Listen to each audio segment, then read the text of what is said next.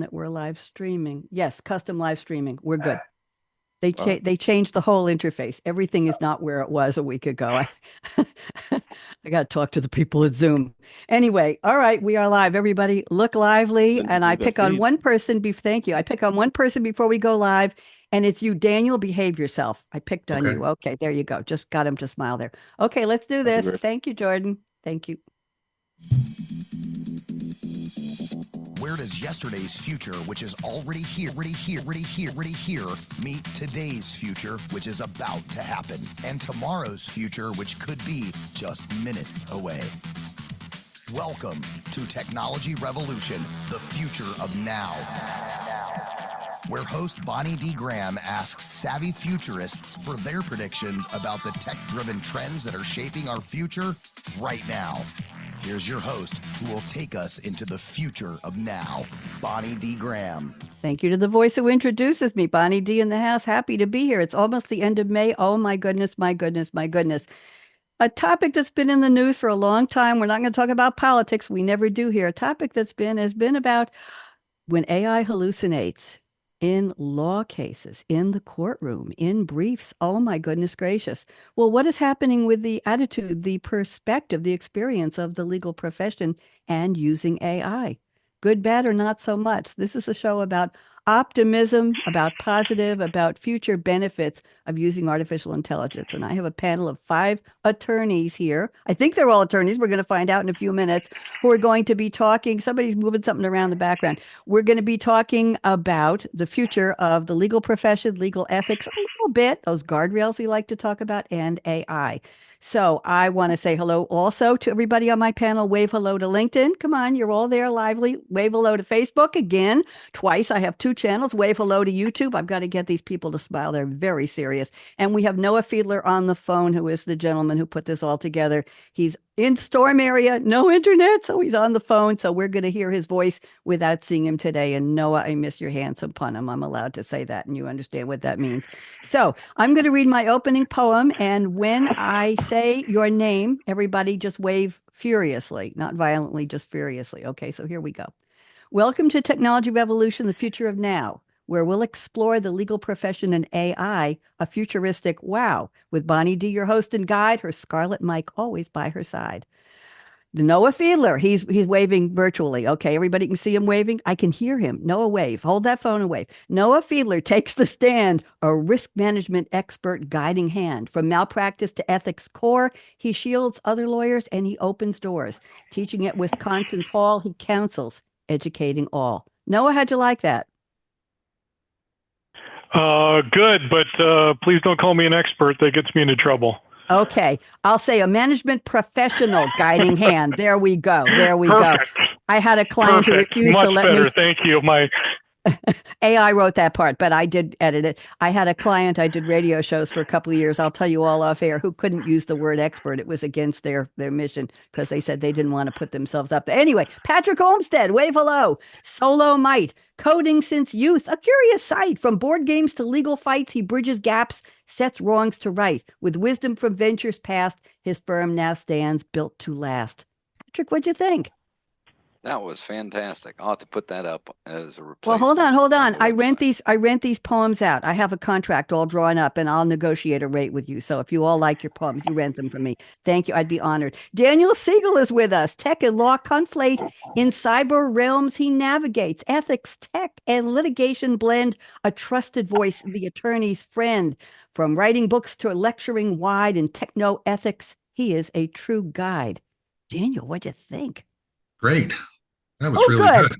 I'll rent that to you. I did work on these. Clare Roubion is with us. Claire, wave hello. By chance, she came to legal realms. She's made her name, defending judges, lawyers too, in ethics storms. She guides them through. A decade in, her passion's clear. Helping others is Claire's career. Claire, what'd you think? Oh, I love it. It's right. It describes me perfectly. I'm glad. I'm sure you've never been introduced with a poem before. And David Ries is with us. Hello, Dave. He wants to Hello. be. We're good friends. He wants to be called Dave today. David Ries, Dave from Pittsburgh, reside in cyber law. He takes great pride. Since the 80s, tech's been his creed. Security in practice, he decreed. His counsel is sought both far and near in tech and law. Dave is a pioneer. Ooh, Dave, did you like that? I like it. Very nice. Good. I'll negotiate with we'll give you a group rate, okay? Together they'll explore today AI and law come what may. Collaboration growth, a fusion great, or a collision course will AI bait? Buckle up, dear listeners, for a journey sublime as we explore the future where AI reigns prime. The future of legal profession and AI will probe with insights aplenty for you audience around the globe. Do we get a thumbs up, everybody? All right. I have a pop quiz for you. I'm pretty sure you haven't listened to any of my shows. Noah, you can't answer this. You can just listen, okay? I put a little bit of an intro, the name of the show, my name, the Scarlett Mike, and all that. And I said, write me a poem. I gave it the full bio from Noah Fiedler, the full bio from Patrick, from Claire, from David, and Daniel. It was huge. And then I said, please write me a poem. And I clicked submit. How long did it take? How many minutes did it take? Just hold up your hand with the number of minutes it took for ChatGPT to respond to me. How many minutes? All right, let's switch that. How many seconds? Now let's go to how many seconds did it take? If you don't like minutes, how many seconds did it take ChatGPT to respond? Hold up your hands. We got 7 seconds. We got 1 second. We got 10 seconds. We got 10. Noah, how many seconds? You can just weigh in verbally. I'm going to say about 4. Okay. All right. The deal is it's about 2.25 seconds. It used to be 3, but it's 2.25 seconds. And I have a friend named Dan Geller who says he's an AI techie guru. And he says you don't need to be polite to AI. But I grew up in New York and I was taught to be polite. We won't add any details to that. Thank you very much. And I'm still polite. Please, thank you. Would you write a poem for me? That was great. Have a great day. I still think there's a person behind it somewhere. Anyway, we're down from about 2.5 to 2.25 seconds. And then I take quite a long time to edit it and make sure. I'm glad you all liked it so much. So now let's do some work here. I want you all to know where you're going to go first. Let's keep your bios to about 2.5 minutes. I'm not exactly clocking you, but the audience wants to know who you really are. Why are you here? Why are you excited about this topic? And just a tiny bit about your perspective on law and AI. So let's do a bio, crunch everything you've ever done into 2.5 minutes. Patrick is thinking, how am I going to do that? My bio is 25 pages long. Patrick, you'll figure it out by the time we get to you. Okay. Maybe it was Dave's bio is 25. Mine's only 20. Noah Fiedler. We're keeping everybody on the screen because we don't have you on visuals today. So sorry. Noah, why don't you update us what you've been up to?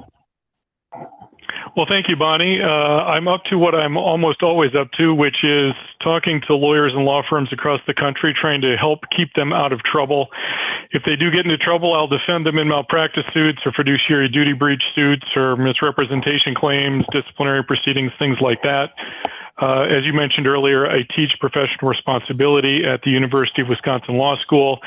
You know, the reason that I'm here today and I wanted to put together this panel with these fantastic people that you've got here is that, you know, the latest thing to hit our industry is generative AI, and we are all colloquially known as ethics nerds, and this is a big deal for us, and has been kind of the main point of conversation over the last, 6-8 months, a year, or something like that. But it really is the number one thing that everybody wants to talk about. And we wanted to come here today and talk about it with you. Thank you very much. Noah, are you yay or nay on using AI in your law practice? I am yay, but everybody has to be aware of the risks and potential downfalls of doing it. We'll talk in more detail about those, but I would say in general, yay. I think the last stats that I've seen show that the folks who use it are, more profitable than those who don't. Ooh, interesting. Okay. $ emerged. Thank you very much. Patrick, you are next. Patrick, please introduce yourself. I'm putting you on speaker view. If I can find it, go ahead. Thank you. I'm here thanks to Noah. So I've spent about 20 years representing lawyers in malpractice suits, grievances, serving as outside general counsel.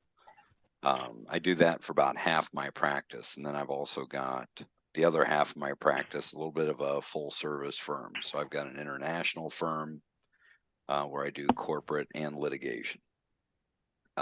So it's interesting to see various different brands of clients or types of clients who are using AI.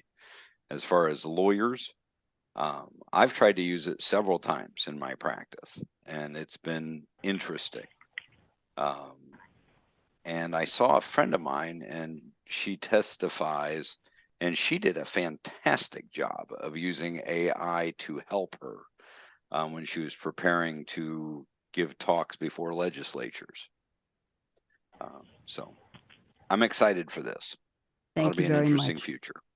Thank you very much. Appreciate that. It will be very well put. Exciting too. Daniel Siegel, you're up next. Daniel, bio, please. Hi. I I do the things that make lawyers sleep at night. I represent them, whether it's in ethics, technology, data protection, cybersecurity, all those matters and appellate matters. I'm the one they come to when they have a problem, they don't know what to do. I give them the advice and help them stay clean, stay out of trouble. And I've been doing that for about 20 years in my practice. I also write a lot of books, including on ethics, and lecture a lot too. But my passion is still technology, and I incorporate it in everything I do. Thank you very much. AI, yay or nay? Oh, absolutely. Yay, but with guardrails. With guardrails, there we go. We'll talk about hallucinations later, and I'll tell you all a funny story. Clare Roubion, you're next. Clare, please tell us what you do. Thanks for having us, Bonnie, and thanks for Noah for recruiting me to do this podcast today. So I'm in Louisiana, and I'm a lawyer, just like everybody else in the panel, but I'm also a wife and a full-time mom to 3 kids, and I am a most of the time part-time lawyer, but sometimes a full-time lawyer. And I do what these guys do is keep lawyers out of trouble. Help them stay within those guardrails if they're looking ahead. If they've missed that guardrail and they've turned left before they found us, we help mitigate or navigate that those hurdles for them. Before I jumped into ethics world, I was a public defender for 6 years in the state and federal system. And then about 4.5 years ago, I jumped ship to from full-time work at the public defender's office to a lifestyle practice of doing ethics work. I sort of fell into this weird world of lawyer discipline and professionalism and legal ethics consulting. And my interest in AI is kind of twofold. I'm human, just like all you guys, and sometimes you can't take your eyes away from a train wreck. So it's fun to, not fun, but when you're not the one in trouble, it is interesting to see someone else live that experience to use later on to teach, a teaching experience. But my real passion is education. And I teach a lot of CLEs. I travel around our state and I teach legal ethics and professionalism to all ages and levels of practice of lawyers. And I see a range of people who don't know what AI stands for, don't know what it is, don't know what it does, to people who are much more sophisticated with using it in their practice. And so I have enjoyed, and I really like teaching them the who, what, when, where, why, when's it appropriate, when's it not appropriate to use AI in their practice, and guiding them through that, sometimes from the very beginning stages of using AI in their law practice. Thank you, Clare. Very interesting. I don't think I've met anybody who does that in a particular industry niche. So very, very interesting to have you. So I'm going to go with a yay for you on AI. Very much, yeah. If used right. If used right. Dave Ries, welcome. Dave, let's hear from you. Who are you? Talk to me. Okay, well, to start off, I don't have to say a whole lot because Bonnie and ChatGPT did such a good job of capturing my bio. But I practice in the area of cybersecurity, data protection, and privacy. And of course, AI is big there. But starting out, I got my first PC in the early 1980s, the year that they came out. And since then, I've tried to adopt and use technology in my practice and to serve as an evangelist to strongly encourage other attorneys to adopt technology in their practice in secure and appropriate ways. And for AI, it's a definite yes. You can't practice law today without using AI. The first conference that I went to on AI in the legal profession was in 2016. And it had 2 days of how AI was being used and would be used. That was before generative AI. So AI generally, you can't practice without it. Lexis, Westlaw, Microsoft Word. I mean, it's everywhere. The generative AI, I am a proponent of using it, but like everyone else has said, you really have to put guardrails on it. Part of my writing, teaching, lecturing experience has been in cybersecurity and technology ethics for attorneys. So I am cautious on putting the ethics guardrails there. But in the cybersecurity area, everybody knows what Chat GPT is, and the good guys are using AI for cyber defense. Unfortunately, the attackers are using it in a negative way.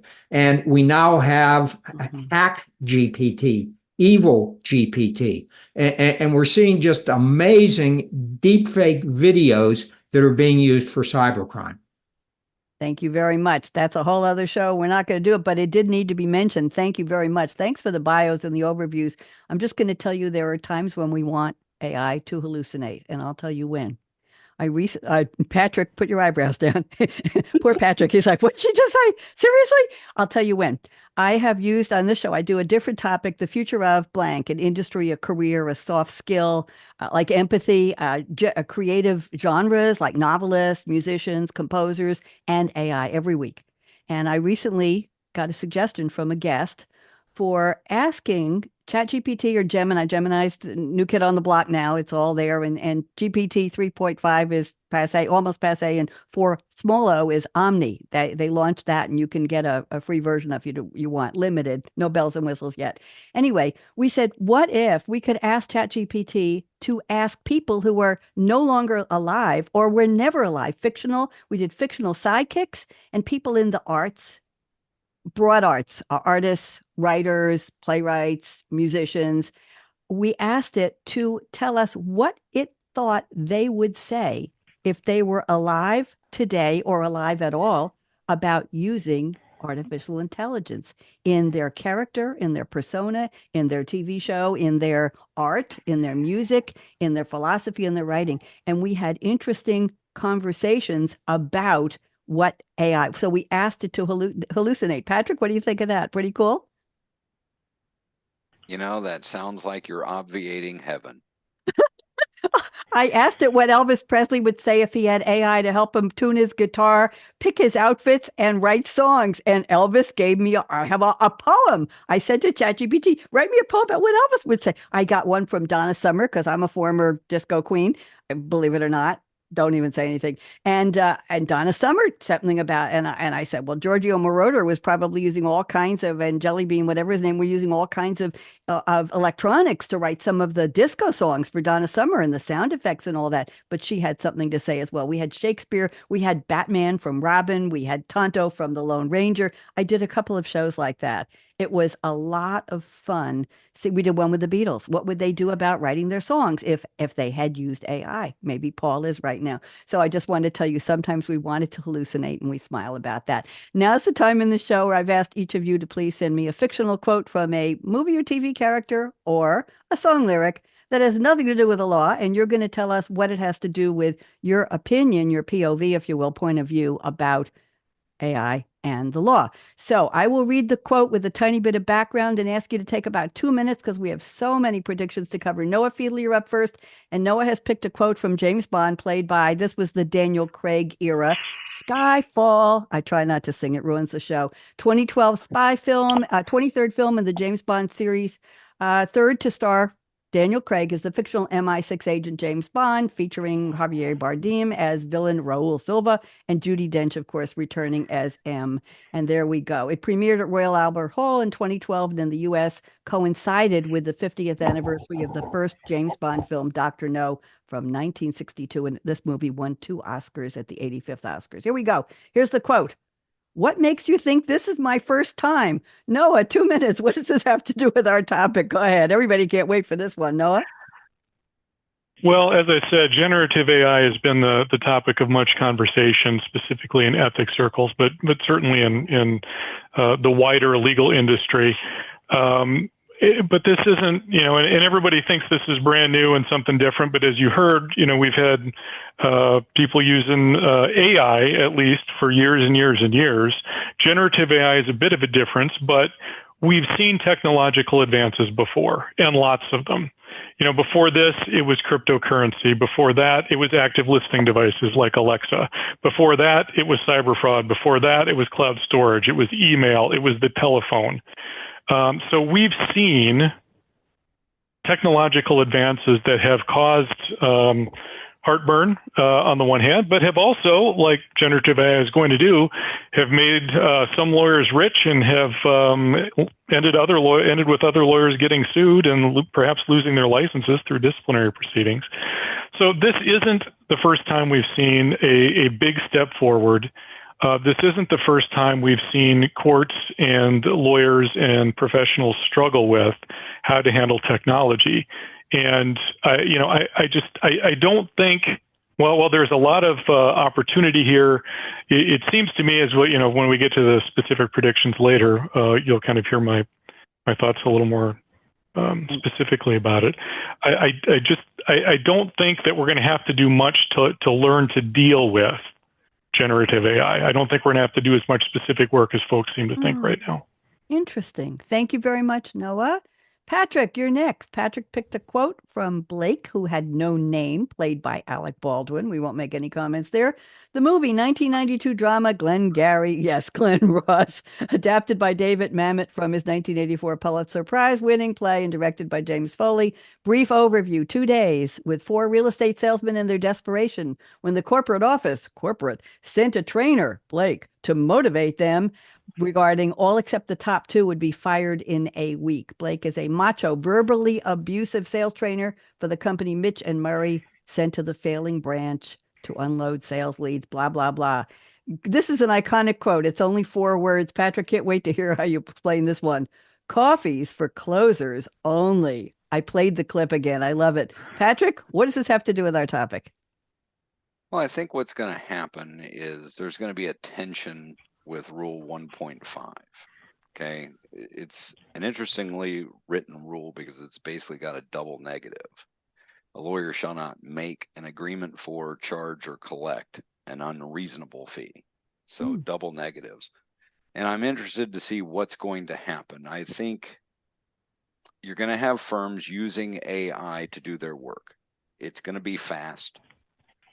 In my experience so far, I seem to be getting the results that I'd get from a person who's just passed the bar exam. It seems that that's what AI has been designed to do, is provide a bar exam answer. In my experience with other AI-generated work products, such as those from Trust and Will or Rocket Lawyer, I think that you're getting samey stuff. So products are not getting as personalized as perhaps they should be. And part of the reason for that is you've got an instance where the data is getting input through a keyboard or maybe a voice activation system. And you're missing out on the opportunity to have the lawyer and the client talk and really listen. I get a lot when I listen to my client's voice, listen to their inflection. I'll ask things like, why did you hesitate there? Is there something that concerns you? The computer's not going to do that. You're going to have standardized results. It may become not to use the AI generated results, but it may not be great for the situation. So I'm worried that attorneys are going to have to use it to compete. You can have AI generate a will for $150. Most attorneys can't do that profitably. And so those products, I think, are going to become commoditized, and it's just going to accelerate, and it'll just be kind of a race to the bottom. And I think there's going to be a real tension on how they're going to be pricing these products along the way as well. Subtext and context, right, Patrick? AI can't do that. The subtext and the context. Thank you very much. I'm going to move on. Daniel Siegel, Keeping the Faith, 1983 rock song by singer-songwriter Billy Joel from his album An Innocent Man, closing track and final single from the album. The cover for the single shows Joel and the judge, actor Richard Schul, in the jukebox courtroom from the video. Song reached number 18 on the U.S. Billboard Hot 100, number 3 on the U.S. Billboard Adult Contemporary chart. It's an autobiographical song about Billy Joel's teen years, reminiscing about the 50s and 60s lifestyle. He told Sirius that he did the song because he owes a great debt to that time in his life to the wild guys who used to hang out with, and the old rock and roll that inspired him. They call it It's His Best. Okay, I know a lot of other songs that are his best. Here's the quote Daniel has picked. The good old days aren't always good, and tomorrow ain't as bad as it seems. Gotta love Billy Joel. Daniel, talk to us. What does this have to do with our topic? Well, it's the same thing. We hear this again and again. It's everyone is always Chicken Little, the sky is falling. And when I began practicing, there weren't even computers, and there were just fax machines that would whir around, and you had to use carbon paper and all that stuff. And everyone said, oh, we'll never be able to survive. And there were all the dire predictions about law. Then we got computers. And again, there were the dire predictions that have come about, and that repeats every few years or whenever the newest thing has come along. And that was 1984, 1986. And now here we are 40 years later, 2024. And the latest thing is, oh my God, we have to go back to the way it was because this generative AI is going to put every lawyer out of business, and it's going to just change everything or destroy the practice of law.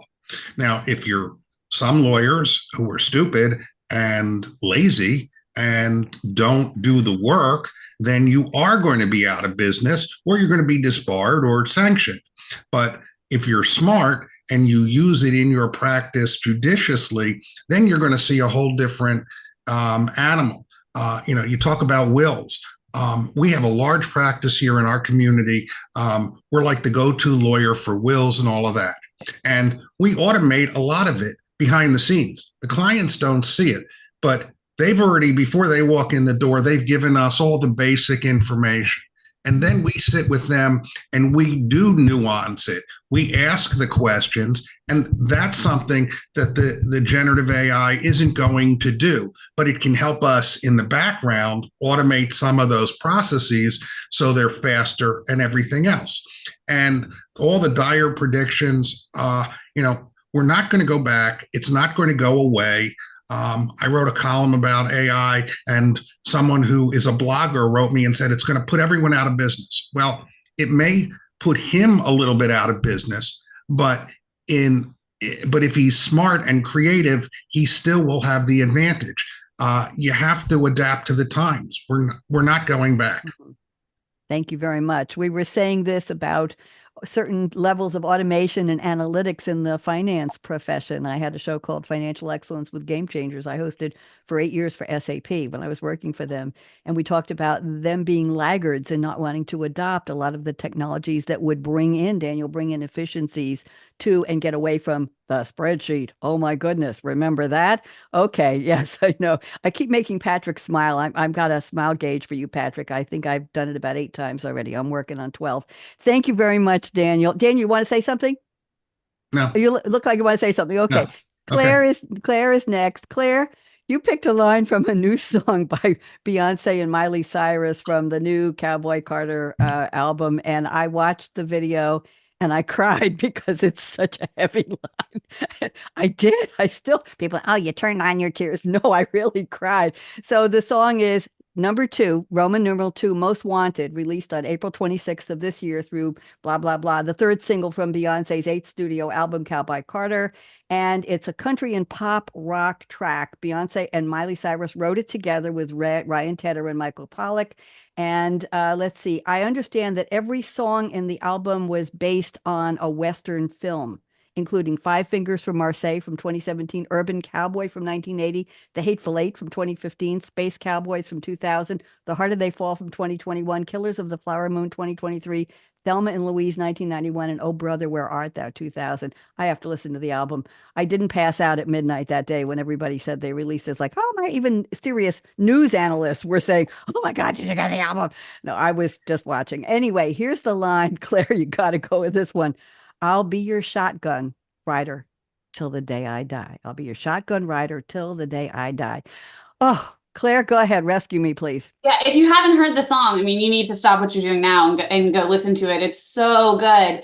But Bonnie, while you were talking earlier about we're not going to talk politics on this show, you know, that made me think about my quote about, you know, another thing we're not going to debate is whether or not Cowboy Carter is really country, whether Taylor Swift or Cowboy Carter is better. Yeah, those are all things maybe for another podcast. But when I think about that line, you know, I think that there's two things that you can take from it as it relates to AI and legal ethics, and it depends on who it is that's singing the song.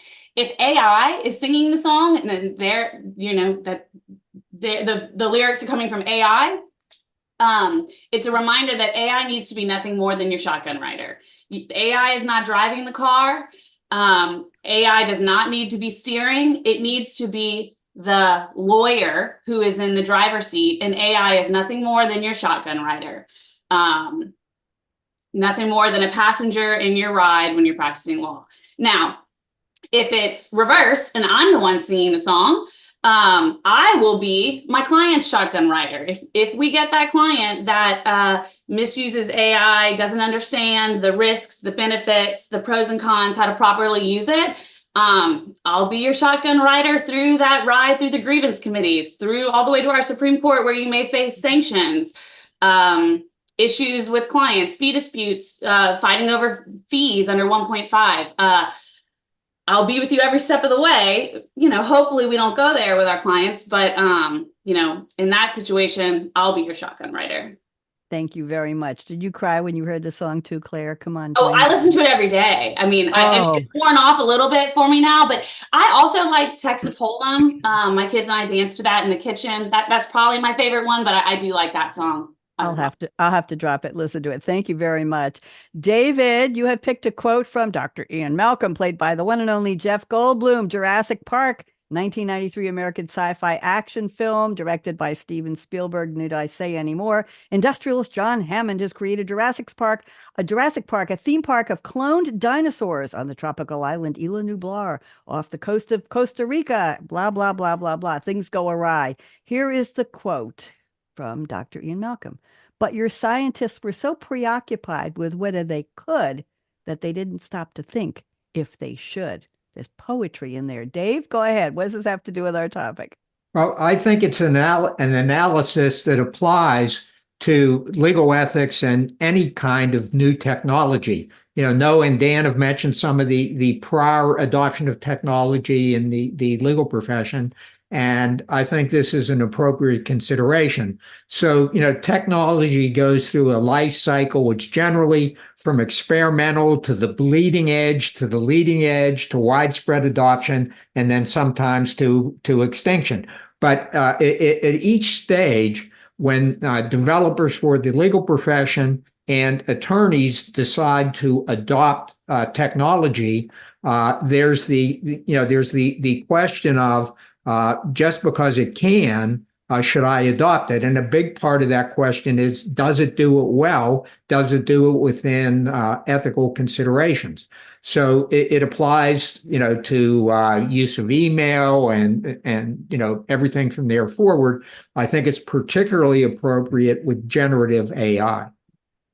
Thank you very much. I want to thank you all for doing the work on the quotes, who probably thought, what kind of a show is this? She asked me for a movie quote, for a song quote. What is this? A joke? No, I do it on all my shows. And it's a way of an icebreaker, if you will. It's another way to get your point of view presented to my audiences around the world on a should we call it a pop culture basis? Do they know the song? Do they know the movie? Have they seen the TV show? Do they like the character? It's just another way of getting all of your I can't say expert, Noah, your intelligence out there. Now, here's what we're going to do. I'm going to pick a prediction from each of you. We've already covered a lot of what you all sent me in the conversation with your bios and your quotes, but I'm going to pick one. And for Noah, I'm just going to read one. For the rest of you, I'll try to put it in the chat privately to you before it's your turn. So next will be Patrick, then Daniel, then Claire and David. Let's see what we can contribute and cover here. So Noah, I'm picking your statement number, prediction number 3 and 4. I'm going to combine them and give you 3 minutes. Okay. So Noah says lawyers Sure. will get sued and or disciplined for not using AI in a representation. Interesting. And the other one is the next big tech thing will come along in 2 years and within 2 years and divert us from the topic: email use, cloud storage, active listening devices, cyber fraud, cryptocurrency. So you could blend that in for these technologies that you think AI should be encompassing, what lawyers should be using. Noah, go ahead. Thanks, Bonnie. Yeah, I think I'll start with the second point first, which is, and I think we've heard it a couple of times already from the speakers today. This is a step forward. It's not the only step forward. It's one of many steps forward that we've taken. And every time we take a step forward technologically, there's lots of pearl clutching and hair pulling and wondering if this is the end of the billable hour. Is this the end of legal practice as we know it? And it never is, because you can't replace the judgment and creativity of a good lawyer. And we're not going to do that here. Generative AI and large language models are predictive of what the next average thing will be, and that is not a threat to lawyers who deliver quality work and deliver to their clients quality service and good representation, solid representation. So there will be something else that comes along. I don't know what it is. I'm not creative enough or smart enough to know what that will be, but there will be something else that will have, we'll be back on with you again, Bonnie, in 18 months talking about whatever the next thing is. Now, because the next thing is coming, that means that this thing, generative AI, will become at some point standard of care, and that's a term of art that we use. That's what a reasonable lawyer would do in the same or similar circumstances. That's standard of care.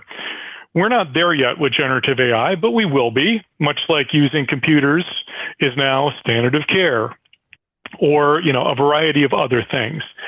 So at some point, the use of generative AI will become so widespread, it will be either assumed or demanded by clients, and it will be used so regularly by lawyers that it will just be assumed that's going to be the thing. And if you don't use it, at some point, you will run afoul of the standard of care. As I say, we're not there yet, but I can see on the not too distant horizon, because billing is an issue here, where that Patrick raised, and I think rightly so. I think that's the big thing that's coming out of this, that a client will say, well, if you would have used generative AI in my representation, this would have cost $50,000 less or $100,000 less, and therefore I don't want to pay it. And there will be a complaint or there will be a suit. And I think I see that in the not too distant future. That's a wow. Anybody want to make a quick comment? Or am I the only one who's going, woo? I think I'm the only one who's willing to say I'm going woo, but I saw some eyebrows moving there. Thank you, Noah. I'm going to go on to a prediction from Patrick. This is interesting. I put it in the chat for you, Patrick. Number 2, you say one of the core competencies for lawyers will be the drafting of prompts to generative AI. This will be the subject of law school coursework, internal law firm training, and CLE. Patrick, take us through this, please. Yeah, I think that part of the problems here is that this is a new tool. You and I were both raised to be polite, right? So we start our sentences with please, or will you please. You certainly don't need that. And drafting correct prompts to get the results that you want is difficult. It helps to have programmed, but it's not something, in my experience, that's intuitive, and you certainly don't get the results that you may expect or want unless you're really good at it. The friend of mine who's the person who testified and was getting ready for a deposition, she was very good. And I love seeing the way that she structured her prompts. And it started with a detailed explanation of who am I, why am I here, and why am I asking you for help? And she got terrific results, far beyond what I would have gotten. And so I've learned a lot, and I think we're just going to have to train people to do better. I agree. And in the process, we're training AI as well to respond to our prompts, aren't we, Patrick and everybody? I do a lot of artwork in Night Cafe Studio. It's not Midjourney, it's another app. And there's a gallery of pictures that people of illustrations people are creating that scrolls up in challenges all day long. And if you like something, you can click on it, and once in a while they include the prompt. And I have borrowed text prompts for artwork. And it doesn't come out exactly the way they did it because I have different filters on. But I will tell you that there's some brilliant stuff going on. And I had one prompt that said, create a moonscape made of a mix of oil, water, soap, and tinsel. And it created the most gorgeous silvery moonscape that I used. I added a red microphone. Oh, and add lipstick and red microphone for one of my other radio shows. 4 lipsticks are behind me, a red microphone on the side, and I went into Photoshop and put the title of the show on top. And it's absolutely breathtaking. I could never have come up with that. So I'm learning creative prompts from other users. Anyway, point well taken. Thank you very much, Patrick. Daniel, I'm moving to you. I put in the chat for you, number 1, you say the rules of professional conduct, and you capitalize the rules of professional conduct will finally be revised and include the word technology. And I'm assuming AI will be part of that. Go ahead, Daniel. Well, the model rules of professional conduct are set by the ABA, and they set the general standard. But each state has a set of rules of professional conduct that lawyers have to abide by. They're the minimum standards. And the rules were written in 1984. And in 1984, they didn't include technology. They still have never been amended to include a rule that has technology in it. Instead, the disciplinary authorities and everyone else use some comments that have the word, but technology is a core competence of lawyers now. I believe that, and I believe if you're not competent in basic technology, you're not a competent lawyer. And the Pennsylvania Bar, the Legal Ethics Committee, just released an opinion that said the same thing. And the rules need to be revised because we're shoeholing the effects and the applications into these rules that really aren't written for that. So I believe it's time that the ABA and others really go and make the rules for not 1984, but for 2024 and beyond. And that'll include core competencies. Patrick talked about writing prompts. Well, you have to be competent in writing Lexis and Westlaw prompt too, and some lawyers can't do that either. So all of that technology has to be encompassed in the rules, and it's well past the time for them to be rewritten, amended, or set aside and new rules in their place. Thank you very much. Interesting. I'm trying, just so you all know, I'm trying to pick and choose one prediction from each of you that covers a different aspect of this very, very broad, very large topic. So I'm looking for variety here. Claire, let's see. Prediction number 4. I put it in the chat for you. We will see AI impact lawyers' ability to make quantum myriad, I had to look that up, claims for fees if they are overly reliant on AI. These are fees awarded in an amount considered reasonable to compensate somebody who provides services in a quasi-contractual relationship. Can you put that into English for me, please, Claire? Go ahead. Sure. I mean, as lawyers, generally what lawyers do, we trade our time for money, right? And a lot of lawyers, more cases, more money is great if you can spend even less time. And what AI does is gives you that efficiency in your practice to be able to do more cases, make more money in a less amount of time. So when we think about fees and AI, I'll use the example of a contingency fee case. A car wreck, a lawyer takes it on contingency. The client doesn't pay anything up front. The lawyer just takes a percentage of those fees that the client gets at the end of the case. If the lawyer is using AI in their practice to basically accelerate their efficiency, we have to revisit whether those percentage fees that the lawyers take, first of all, are reasonable. If the lawyer is drafting all their pleadings with AI, if they're doing all of their deposition and argument preparations with AI, is it still reasonable for the lawyer to take a 30-40% fee on a case? But even peel that onion back another layer is if you have a contingency fee case that starts with one firm and then the lawyer gets fired and goes to another firm, those two lawyers have to split whatever ultimate contingency fee is taken. And how you determine how that fee is split between the two lawyers, one of the factors that you look at is the time and the labor required. So if a lawyer is using AI to advance that case, and of course, there's a whole bunch of factors that you look at, but how did AI impact the lawyer's time and labor required? Maybe it wasn't very much. Maybe it was a lawyer who used AI just as their shotgun writer and reviewed all those pleadings, so they still have the time and the labor put into the case. But perhaps they were a lawyer that, I don't know, maybe it was Daniel earlier that said the lawyer's stupid, a Dumbo lawyer. They don't look at anything. Maybe there's mistakes. So maybe their time and labor that was put into the case is not worth very much, compared to what it would have been done as a lawyer working in an older style practice with files and papers and not using AI. So lawyers that overuse it could face challenges when they try to make claims for fees that they haven't put in that time and the labor. AI put it in. And while it should be compensated, it's not at the same rate or percentage as a lawyer doing the grunt work themselves. Thank you very much. Very, very interesting, Claire. We have time for Dave. Dave, I've changed the prediction I'm going to use for you because you already covered that one earlier on. So let's go to prediction number 2. I'll read it. Ethics violations relating to AI will continue to increase. Most of them will be traditional violations in a new setting rather than novel kinds of violations. Dave, could you unpack this for us, please? Sure. We've seen a lot of publicity about the trouble that attorneys are getting in with use of AI, the hallucinating of case citations and things of that nature.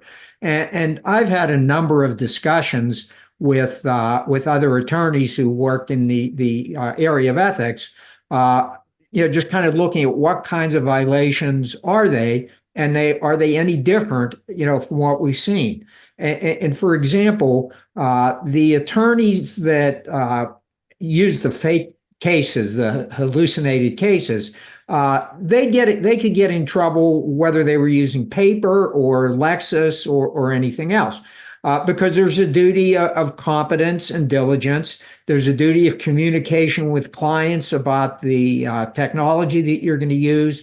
There's a duty of candor toward the tribunal and honesty in dealing with other parties and attorneys.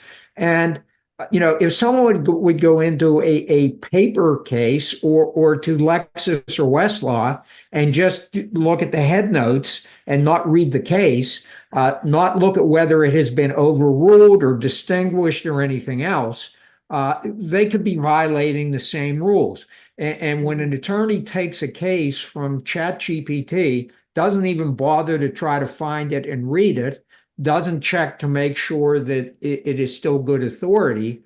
The fact that happened with ChatGPT, that facilitated it, but it is a core ethics violation or series of violations that we can see with any kind of technology or even going back to paper. Thank you very much. Very, very interesting. We have about 4 minutes left to the show, so no time for more predictions. I think we've covered a large swath, if you will.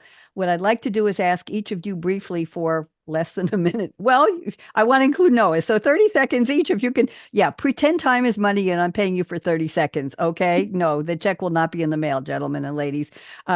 What's your favorite use of AI right now in your law practice? And what would you wish what do you wish it would be in the next year? First, Noah, go ahead. What is your favorite use or what do you wish? 30 seconds, go.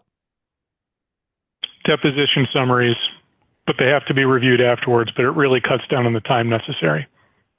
Okay, he didn't use his full 30 seconds. Patrick, you get an extra 10 seconds. What do you think? Well, he stole my answer. So I use them for deposition summaries. I wish it did a better job of being able to review medical records. Right now, I've tried to use the Bloomberg version and it couldn't do it at all. And so that's disappointing. Okay. And what are you using? ChatGPT 3.5 or 3.5 or 4 little o, or what are you using? Gemini or what? We use ChatGPT and we pay for 4, but it could not do that either. It said it wasn't programmed to do it. You're going to get a lot of new bells and whistles in 4 coming up soon. If you've seen the examples they give, very, very interesting. Daniel, favorite use current, or what do you wish? Favorite use current is summaries of medical records. We've had very good success in our office with having the medical summaries prepared by them, and then we go in and edit and go back. So it's worked very well. We haven't used ChatGPT for it. Thank you very much. Used Copilot from Microsoft and Adobe's AI assistant, and they've done a very nice job. And then they also point to where in the records it pulled the information. Good. Thank you very much. Claire, favorite current or future preferred use? Substantive knowledge when deposing experts. I had to depose a handwriting expert, which if you've never done that, my personal opinion, it was garbage and it was very bad for my client, the opinion. So of course I thought it was garbage, but I didn't know anything about handwriting experts and the weaknesses, the strength that the expert could testify to and how to undermine that opinion. And it would have taken me a very long time to comb through law review articles, piecing that together, but it gave me ChatGPT gave me a very concise summary like that, and gave me that base foundational knowledge to be able to build my deposition outlines. And then I got it to write the deposition outline. Thank you. Dave, go. 30 seconds. Okay, so I've just started to experiment with ChatGPT and with Microsoft Copilot, so I'm not using them a lot right now, but I think in the cybersecurity area, they'll both be, very helpful in the future. Microsoft has just released a Copilot for security that does analysis work to help with avoiding and responding to breaches. Thank you very much. I have breaking news for the 4 of you, or 5 of you. Here we go. This was in the news a week ago. At the International AI Safety Summit, co-hosted by the UK and South Korea in Seoul, 16 AI companies, including Amazon, Google, Microsoft, Meta, and OpenAI, agreed to a set of AI safety frameworks in the Frontier AI Safety Commitments. They will outline thresholds that will establish when risks are deemed intolerable and what companies will do to ensure they don't exceed these thresholds. I thought you'd get a kick out of that. I like to collect news. Noah, everybody give Noah a round of applause. Noah, who we couldn't see your handsome face on the show, but we heard your wonderful voice. No, you're not an expert. You're just my professional for this. Thank you, Noah, for bringing together. It's such a pleasure to meet Patrick and Daniel and Claire and Dave. I appreciate all of you. Don't go away. Here, everybody put up, except Noah, you'll drop the phone. Put up your finger and on the count of 3, you're going to join me in a no, no, no. Get your finger up. We're going to wag. All right. 1, 2, 3. People say the future is already here. And our answer is 1, 2, 3. No, no. Come on, join me. No, no, no, no. I don't hear anything. Come on. No. No, no, no. That's a spirit. There you go. Some panels are harder to get going than others. That's because that was yesterday's future. It was the future 2 seconds ago when I said that sentence. It was in the future. Now it's in the past because we're all going to do our best to make it a better future. Bonnie D saying goodbye. Wave to LinkedIn, wave to Facebook, wave to YouTube, wave to Voice America. Don't go away, panel. Noah, stay on the phone. Bye-bye. Jordan, are we out? All clear. Great show. Thank you very much. Yes, it was.